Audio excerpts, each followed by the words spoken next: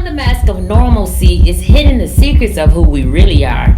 Unmet expectations reveal the pride that lives and grows underneath the surface. The plaque of pride hardens our hearts. The main artery that helps us live now attacks us and prevents us from being the best us. Join me, your host, Sharina Alford, and other guests as we willfully go to the master physician as you undergo a heart check. Hey y'all, thank you for being here with us today. Again, y'all know who I am. I am Sharina Alford, and today we have another episode of Heart Check. I'm so grateful that I get to have this opportunity to be with you all and share the notes that God has given me and placed on my heart for such a time as this. I hope y'all are sharing this and liking it, and because it may be something beneficial in here that will help you or someone that you know. You may not even be ready for it yet, but maybe this is just a little bit, getting you a little bit closer to where you're trying to go. Again, I'm on a healing journey to heal for real, and I'm just sharing with you all some of the things that have helped me to be able to become a better me. I'm gonna dive right in. I hope y'all really taking notes with me. If y'all got something to share, I want to hear. Say hello. Let me know that you're watching with me. I want this to be interactive. I want y'all participating with me on today. And today I'm going to let y'all know that and I've shared some on my Facebook page about my healing journey. And if you've been watching and paying attention to this, you know that this has not been one of the easiest things for me, or I don't think anybody would say that yes, this is one of the best things that's ever happened to me. So I'm going through some things, but the joyful thing about it is I have great anticipation of coming out of this thing with nothing but victory, y'all. So today we will discuss on the topic breathe. And I want y'all for a second, if you're in a spot that you actually can breathe, I would like for you to take a moment to inhale, close your eyes, breathe in through your nose, and breathe out. Exhale. And you can open your eyes now because I got to, because I'm talking to you. But I don't think we do that enough. I don't think we take the time to actually breathe. We just kind of go through life with the doing what we doing and not actually taking the time to purposely or intentionally take a deep breath. It is so cleansing and refreshing when you do it. I know I do. It goes to my head and I can feel it all through my body when I actually am breathing. So I'm gonna take y'all back to some of the stuff that I had been going through. And I mean, even now I am not the best, but I'm getting there. I'm better. But for quite some time, I have actively been trying to conquer swimming. I don't know how many of y'all swim or have been in the water or anything like that, but for quite some time now, I don't know the exact amount of years, but I've been trying to conquer my fear. That was a big fear for me of swimming. When I was younger, I was not exposed to swimming pools. We went around there. We was in the hood. And that's not something, I'm not going to even say that's an excuse, but because of the way we grew up, my parents did not actively take us to the swimming pool often. We went to Astro World in Houston a few times. I don't know if y'all remember that, but it used to be right outside of Six Flags in Houston. We used to go to Astro World a few times. And we went to Watertown, which now is called Splash Kingdom. Y'all know the water park area, the amusement water park area. We would go over there sometimes and get wet, but it wasn't really much. We wasn't going all in or nothing like that. So we went, on 4th of July, stuff like that. Every now and then we went to the lake And but we was only putting our feet in. I only put my feet in. That's it. That's as far as we was going with it. Overall, when we were around water, we were only around water every now and then. This was not something that we were actively engaged in.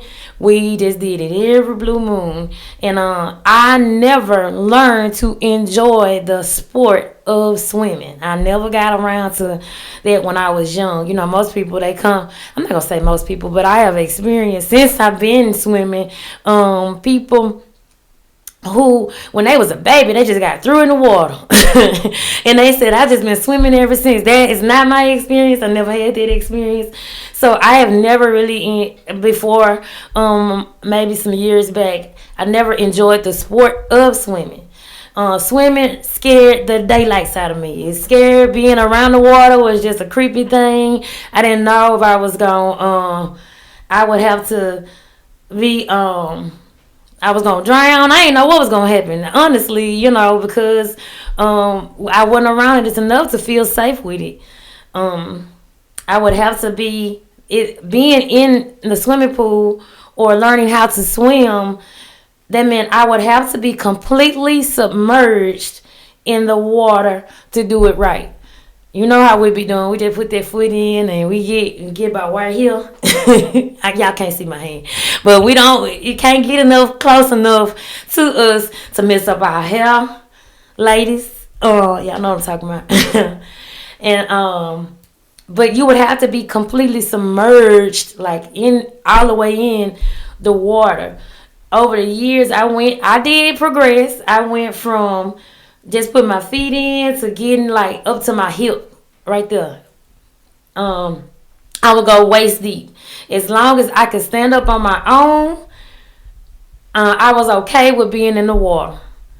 It was not enjoyable for me, but because I was afraid of my head getting wet, like I said earlier, I couldn't risk my head going in because I might fall and then I can't get back up. What am I supposed to do if I lose my footing? And it would mess up my hair. The fear of losing the ability of what I normally can made me disengage completely from an activity that would bring health to me physically and mentally. And although breathing is something that you do naturally, underwater, you have to be trained to do it intentionally. So it switches from something that you just normally do, just, you know, you do that. So when you get in a swimming pool and you're learning to swim, you have to be trained to breathe intentionally. My head is the place that I think, I hear, I smell, I see, and I taste. And by putting my head under the water, I would have to trust that my natural abilities would not be compromised or put in danger. Y'all know a lot about that, don't you? Because when you head deep into something, that means I'm saying I trust you enough not to actually, that you're not going to hurt me. You're not going to allow me to take away my normal functions that I can do on my own, thinking, hearing, smelling. I can use all my senses when my head is out of the water, but I need to know that this is not going to compromise that when I put my head under the water. I intentionally signed up by taking swimming lessons. I intentionally signed up to conquer something that had previously been conquering me. I signed up for it. I went in there with the mindset, I am going to learn to swim. And at first, my swimming lesson, the instructor asked me, what do I want to accomplish? And I need y'all to remember that, because a lot of times when you are embarking on something new, you need to know your why. You need to know your purpose. You need to understand why you're doing the thing. If I'm going on a healing journey, what am I doing it for? What is my reason for wanting to learn how to swim? She asked me what I was doing it for, and I told her jokingly, but I was so serious. I want to learn how to put my head under the water.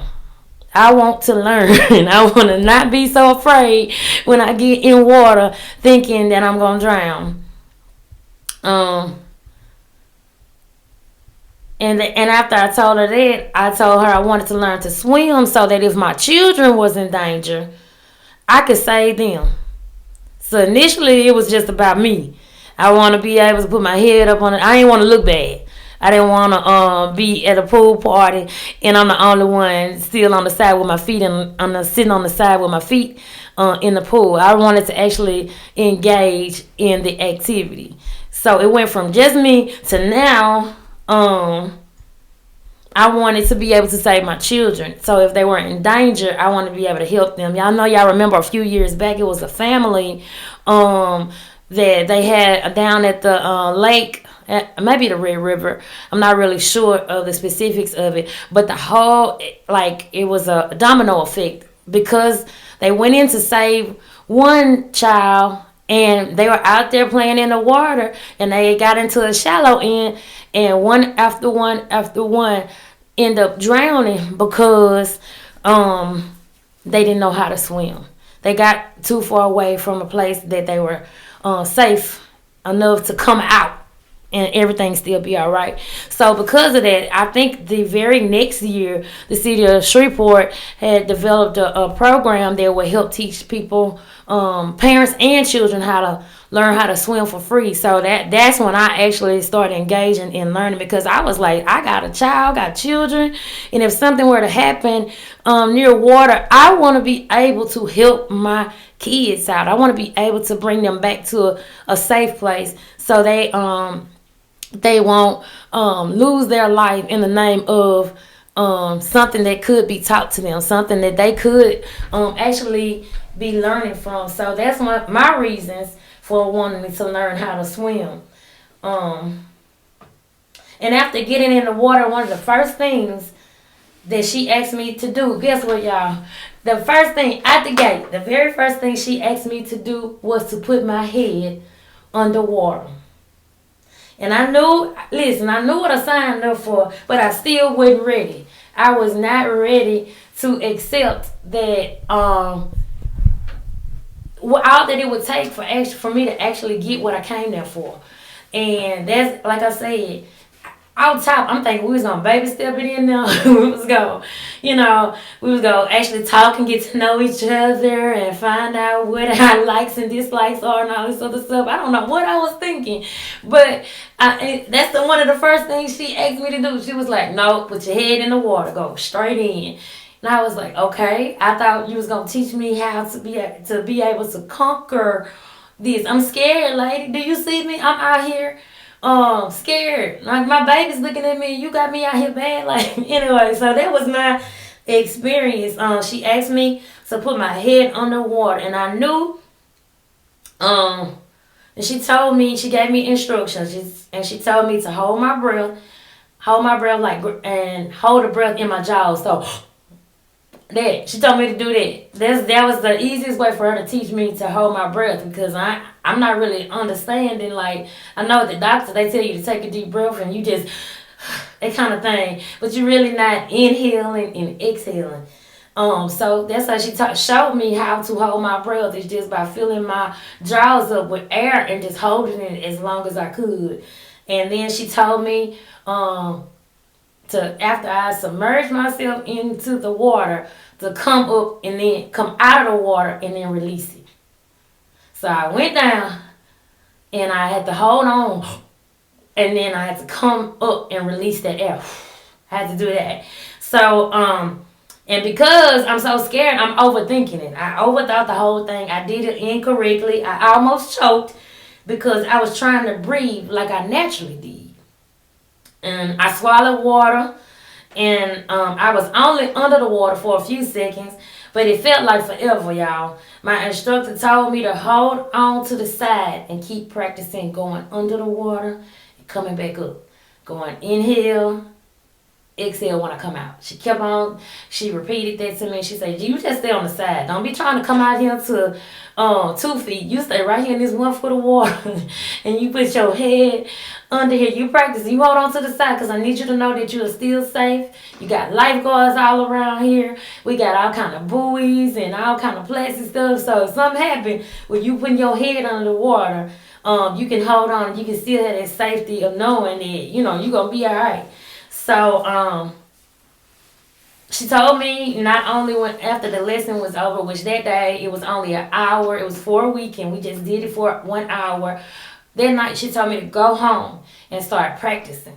Start practicing putting your head under the water and coming back up. You inhale and then exhale, come out of the water. So, baby, by the next day, I can do about 5 seconds. You couldn't tell me nothing. In my mind, I'm swimming. I don't know what everybody else was doing, but I was swimming. I was under there 5, 6 seconds, and I was doing it regularly. I wasn't concerned about my hair no more.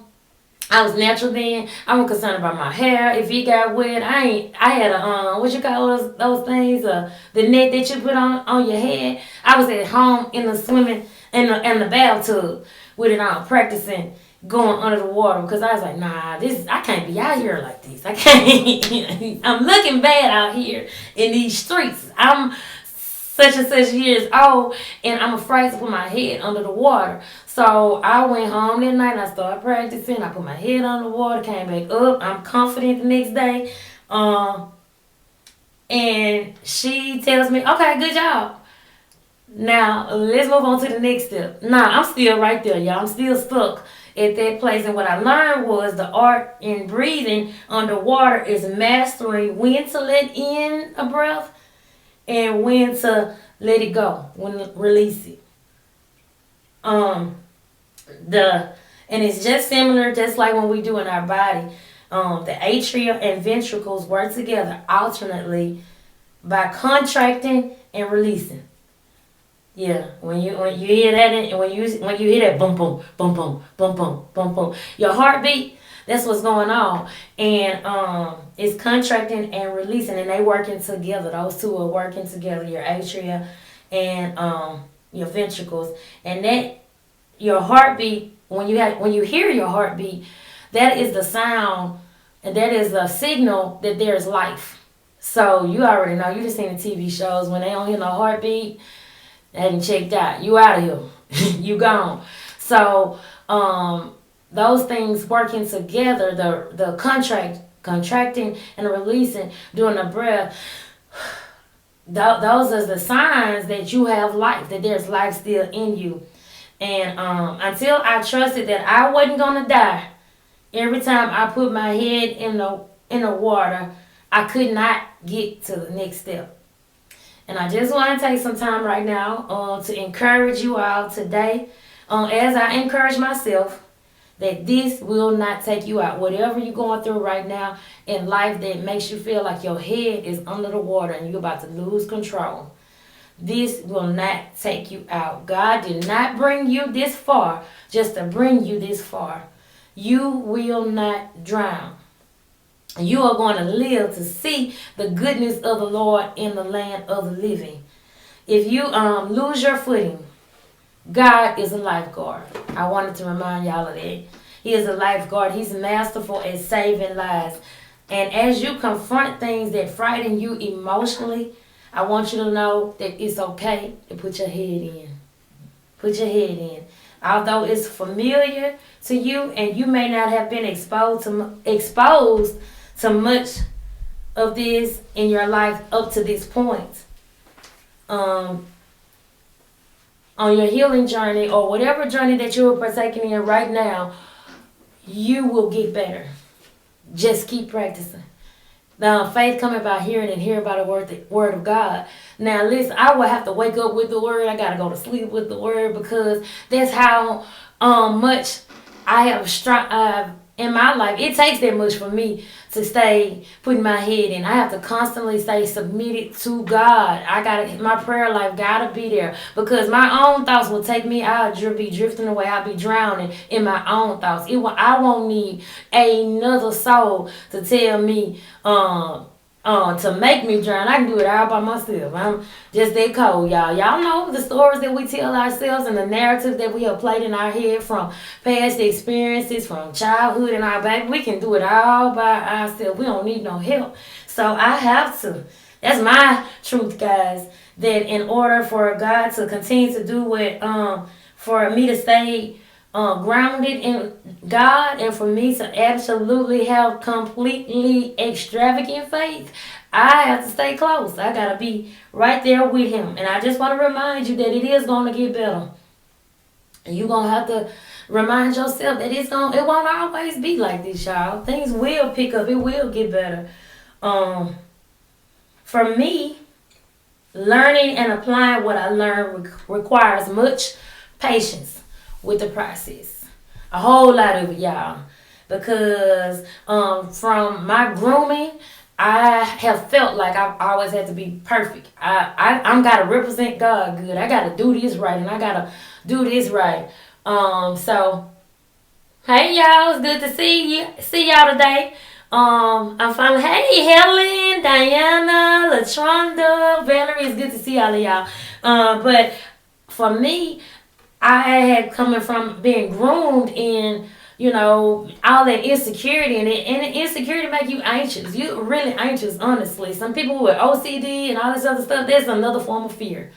I fear that I cannot control this situation. I feel like if I get my head too deep off in this thing, that I might lose my footing. I might lose what I might lose, my ability to stay afloat. I don't think I can stay afloat if I'm not controlling it. They ain't gonna do it like I want to do it. They ain't gonna understand that I need such and such done this way, and I gotta count backwards for 30 for 30 seconds, and I gotta turn the key this way to the left, and that's a form of fear. For you, for me, it was I always felt like I gotta be in control of this, and that's what God asked me to put my head all the way in, to submerge not only just my legs and my feet and my waist, but I need your head all the way in this water. I need you to trust me beyond what you're used to. This is different, new territory. I need you to trust me beyond what you are familiar with.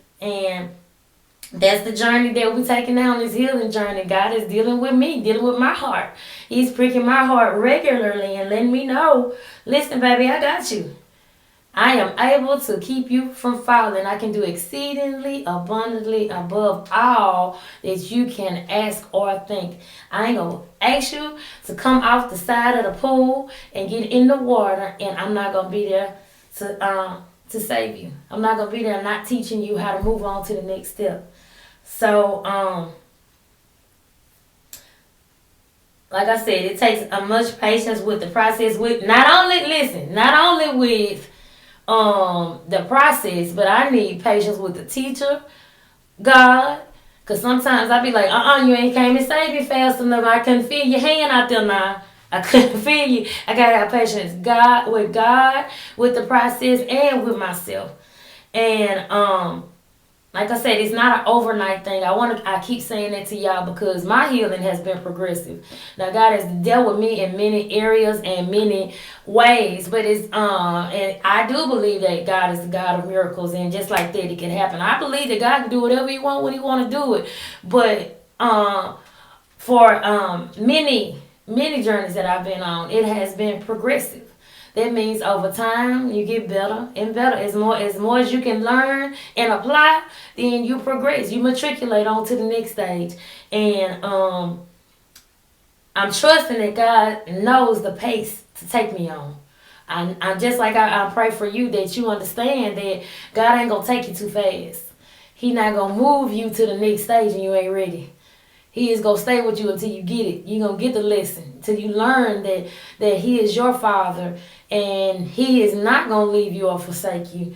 And if you do today, if you can identify with any of the things that I'm saying to you, if you have trust issues, let's be real, a lot of us got them. If you have trust issues because of a traumatic experience, I invite you to take one deep breath. Just right there in that moment, just inhale through your nose.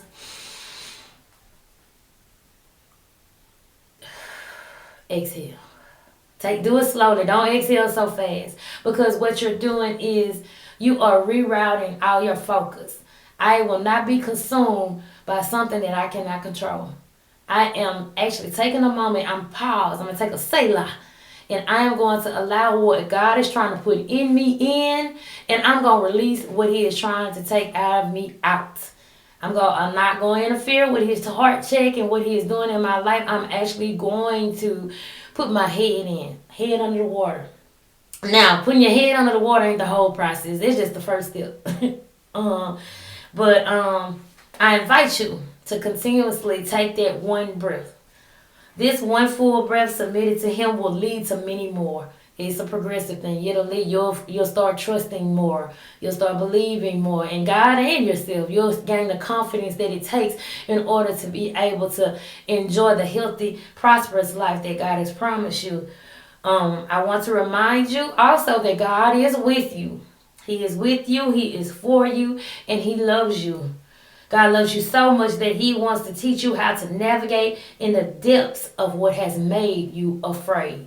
You won't be afraid to go back to those things that hurt you and paralyzed you and kept you stuck and kept you from living your best life. You will be, the more and more that you engage in a relationship with God and increasing your faith, you will then see that God is doing. Your confidence will be raised to a level. Your faith will be raised to a level where you're ready.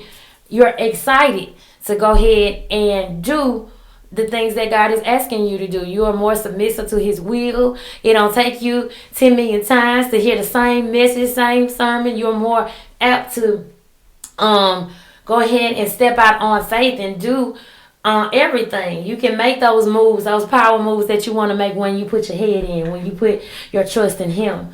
So, like I said, soon you will be able to take that deep dive into places that you were once afraid to. Your reason of conquering this fear is greater than you.